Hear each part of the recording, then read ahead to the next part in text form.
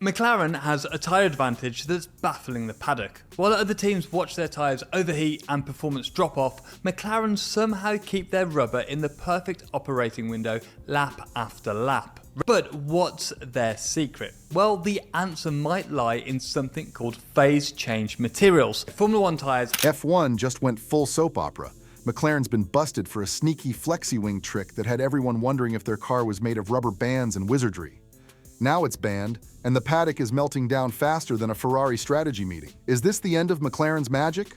Or the start of a rules war that'll make Toto Wolff throw his headset again? Buckle up, because this isn't just racing, it's aerodynamic mayhem with a side of scandal. One of the biggest talking points coming out at the Azerbaijan Grand Prix is the McLaren flexi rear wing, which appears to deform at high speeds, opening up the gap between the DRS plane and the actual rear wing itself, which sort of acts as a mini DRS, giving McLaren a straight line speed advantage with the plane closed. I've seen lots of people calling this illegal on Twitter. It's not illegal if it passes the FIA's load test. Unfortunately, these load tests are only performed when the vehicle is static, which means the FIA can't go and test the wing. Well, McLaren finally flew a little too close to the sun with their bendy little science experiment, and guess what?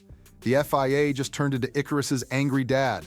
One minute they're slicing through corners like a samurai with GPS, and the next, bam, regulatory slap right across the front wing. And I think with Lando and Max,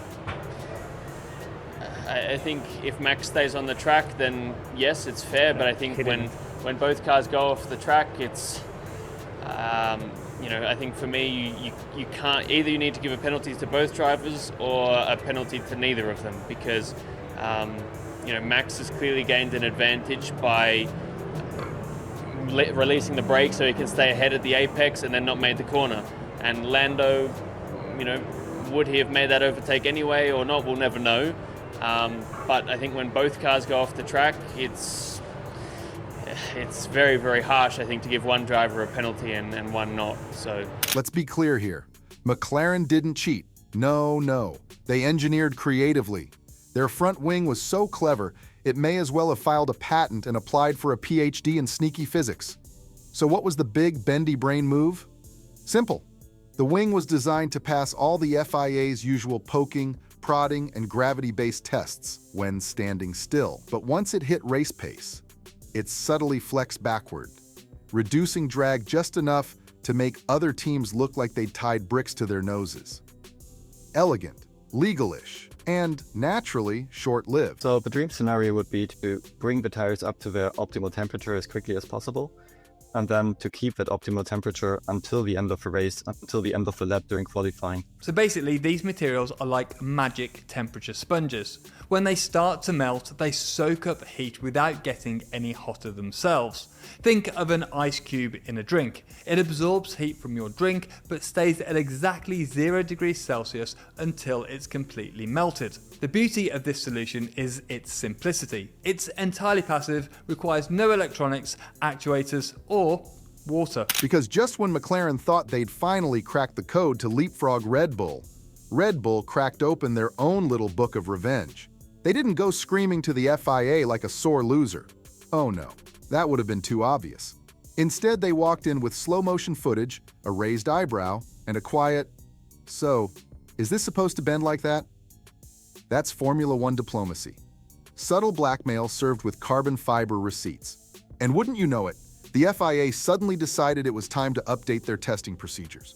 Starting at the Spanish Grand Prix, front wings will now be tested not just for vertical load, but torsion, rotation, and possibly emotional trauma. If it wiggles, it's illegal. If it yawns, it's gone. If it so much as flinches when someone sneezes, it's off the car. And who's the most affected? Ding, ding, ding.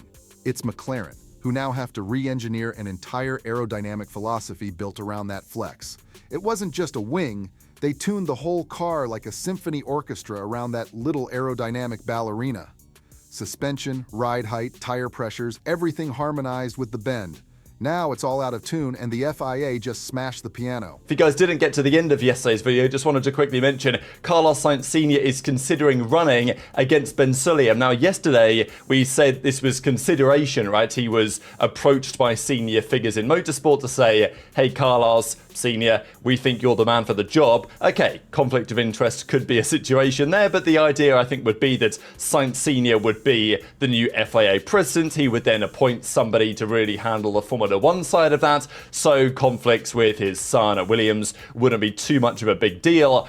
Of course, Susie Wolff has also not been linked to the role, but people have said, oh, why doesn't Susie go for it? But again, could be issues, but frankly, there are issues everywhere you look. Now, Sainz Sr. later last night after yesterday's video confirmed that, yes, no, this is true. It's not just a report. He is looking to do it, and, he's not standing 100%, but he's certainly considering it, and he said the possibility of being president has been in my mind. Meanwhile, Red Bull's just lounging in the paddock like smug sorcerers who cast disarm opponent and watched it work.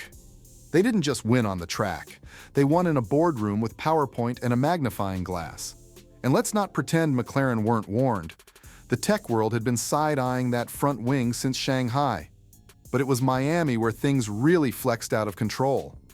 While Red Bull looked like they were racing through molasses, McLaren glided around like they'd unlocked cheat codes.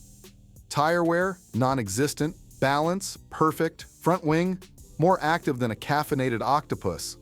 Something smelled fishy, and it wasn't the paddock catering.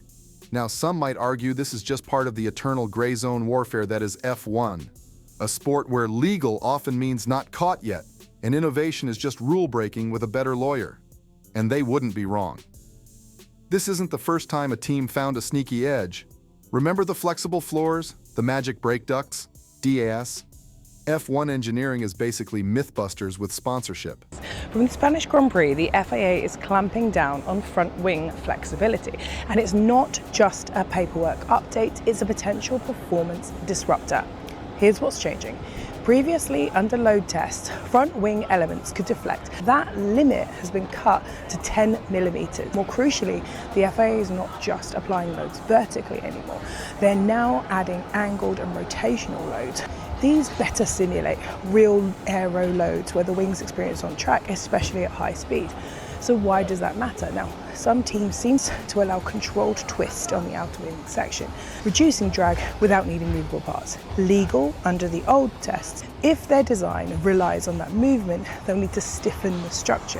That can mean more drag and potentially slower lap times. But here's the kicker. McLaren didn't just dabble in the gray zone. They built a whole beachfront villa there. They modeled wing deformation like it was art school.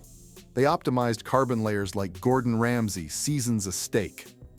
Now all that carbon deliciousness goes straight into the nice try bin. As for the other teams, Aston Martin had a similar idea brewing. Mercedes were probably halfway there, and now they're all tossing blueprints into bonfires like disappointed arsonists. The message is clear. Be sneaky, but not too sneaky. Otherwise, Daddy FIA comes knocking with a ruler and a fresh directive. Is McLaren screwed? You might have heard that the new flexi-wing rule is being implemented at the Spanish Grand Prix. What's that? Well, some teams have cleverly found a way to flex their front wings. What happens is that on the straights, their wing bends down to give them less drag, and it comes back up in the corners to give them the downforce. Now, a little bit of flexing is allowed in the rules, and FIA does all of the necessary checks, but the problem is that these checks are static. So teams have found a way to pass these tests, but when they actually go on track and in motion, the wings flex a lot more than what is allowed. So now this new rule that they're introducing at the Spanish Grand Prix is gonna make the test even stricter and the flexing even lesser. So that should close this loophole. Everyone thinks that McLaren's major advantage comes from this, and this is gonna completely mess their performance. Red Bull has been complaining about this since ages, and they feel that this rule will help them close the performance gap. But I feel McLaren's major advantage comes from how they handle their tires, especially with the rear brake ducts. And sure, McLaren's loss might only be a couple tenths per lap. But in F1, that's the difference between pole and P6. Between champagne showers and radio silence. Between being hunted and herded. Suddenly they're not fighting for wins. They're fighting to stay out of Lance Stroll's rearview mirror. What happens next? Maybe McLaren finds another loophole. Maybe Red Bull finds a new target. Maybe Ferrari accidentally builds a legal car for once. Who knows? But what's certain is this. The championship just got way messier, and it has nothing to do with lap times. This is politics. This is passive aggression. This is motorsport with a side of Machiavelli.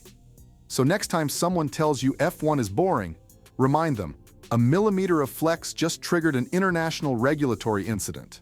And if that's not drama, we don't know what is.